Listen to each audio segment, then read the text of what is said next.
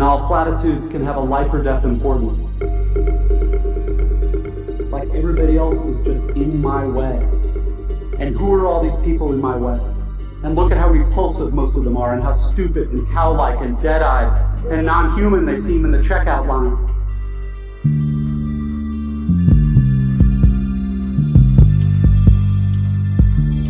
The most obvious, important realities are often the ones that are hardest to see and talk about.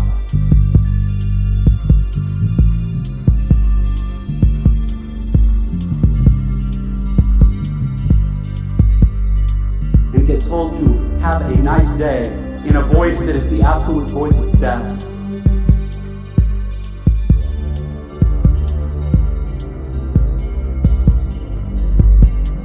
And the so-called real world will not discourage you from operating on your default settings, because the so-called real world of men and money and power comes merrily along on the fuel of fear and anger and frustration and craving and the worship of self.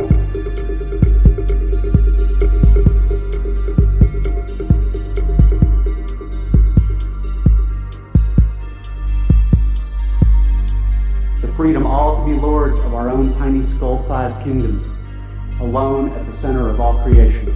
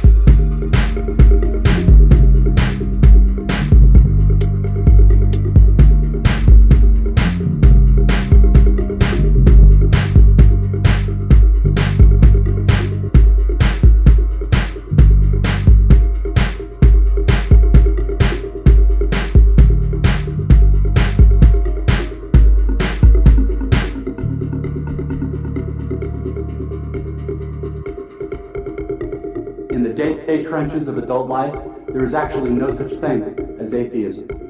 There is no such thing as not worshiping. Everybody worships.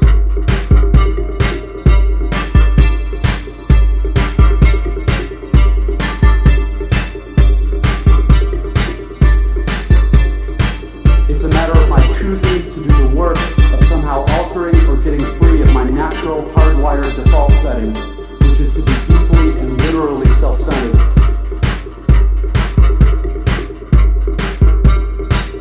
And I can think about how our children's children will despise us for wasting all the future's fuel and probably screwing up the climate, and how spoiled and stupid and selfish and disgusting we all are.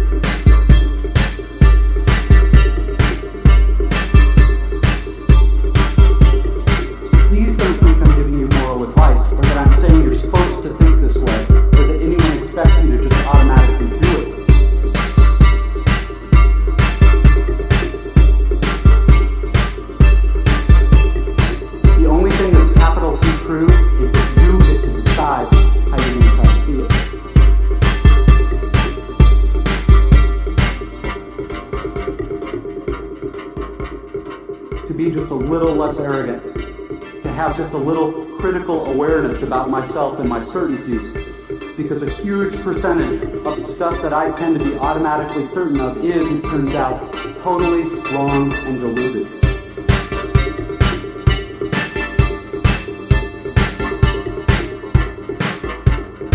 Be it JC or Allah, be it Yahweh or the Wiccan mother gods or the Four Noble Truths or some inviolable set of ethical principles, pretty much anything else you worship with, you alive.